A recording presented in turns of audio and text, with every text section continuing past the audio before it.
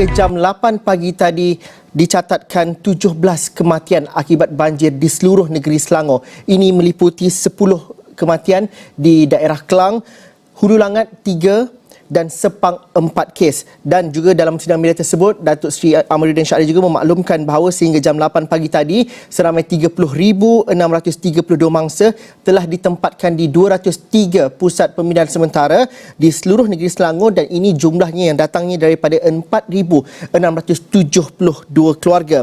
Beliau turut memaklumkan bahawa beberapa daerah di negeri Selangor menunjukkan peningkatan paras air, antara lain di kawasan Kuala Selangor dan juga Kuala Langat dan juga Sepang. Rincian penuh laporan daripada sidang media tersebut akan kami bawakan di astroawani.com sebentar lagi. Sementara itu, situasi di Taman Seri Muda masih lagi dalam keadaan kritikal. Assalamualaikum dan selamat sejahtera.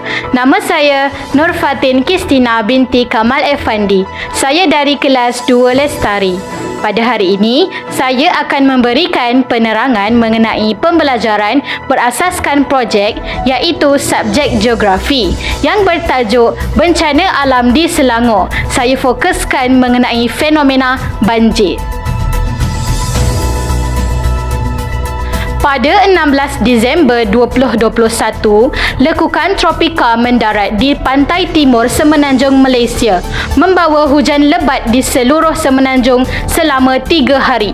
Banjir yang terhasil yang menjejaskan 8 negeri di seluruh negara, terutamanya Selangor, telah melibatkan beberapa buah kawasan di Shah Alam, Kelang, Petaling dan juga Hulu Langat. Punca berlakunya banjir di Selangor. Yang pertama, hujan yang berterusan. Hujan yang berterusan tanpa berhenti-henti telah menyebabkan banjir berlaku. Di kawasan-kawasan rendah, air hujan akan dialirkan ke sungai. Sungai yang dipenuhi air telah melimpah keluar sehingga menyebabkan kawasan tanah rendah dipenuhi air. Punca berlakunya banjir di Selangor yang kedua adalah proses pembandaran. Proses pembandaran menyebabkan banyak kawasan yang telah dipermodenkan. Kawasan-kawasan tanah rendah telah ditebus guna dengan mengambil tanah dari kawasan bukit. Ada juga anak-anak sungai yang telah ditimbus untuk dijadikan tapak bangunan. Banyak tanah lapang disimen untuk aktiviti perdagangan, riadah dan sebagainya. Oleh itu, air tidak dapat diserap oleh bumi. Punca berlakunya banjir di Selangor yang ketiga adalah pemendapan sungai dan hakisan sungai.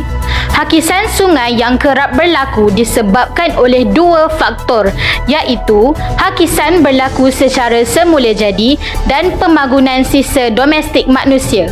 Faktor semula jadi berlaku apabila hujan turun dengan lebat. Air akan mengalir deras dan menghakis tebing-tebing sungai. Akhirnya, tanah tebing akan runtuh dan membentuk satu mendapan di dasar sungai. Seterusnya, sungai akan menjadi cetek. Kesan negatif banjir kepada penduduk Selangor. Yang pertama, kemusnahan harta benda penduduk. Banjir yang besar telah menenggelamkan rumah, menghanyutkan barangan dan merosakkan barang-barang lain seperti barang-barang elektrik, kereta dan sebagainya. Ini membawa kerugian besar kepada penduduk.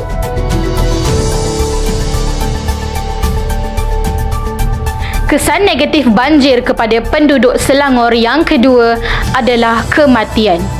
Banjir yang telah mengakibatkan kehilangan nyawa kerana lemas, terutamanya di kawasan yang rendah dan berhampiran dengan sungai.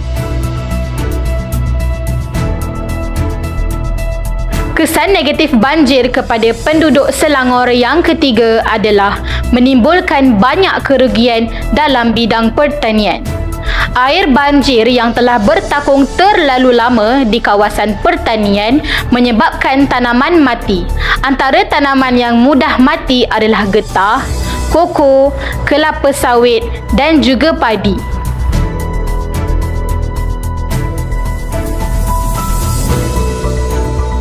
Antara idea kreatif untuk menangani isu banjir di Selangor. Yang pertama, melaksanakan projek tebatan banjir kolam takungan air. Yang kedua, mempertingkatkan sistem perparitan utama. Dan yang terakhir, kerja-kerja pembersihan parit dan longkang dibuat lebih kerap iaitu sebulan sekali. Itu sahaja penerangan daripada saya. Sekian, terima kasih.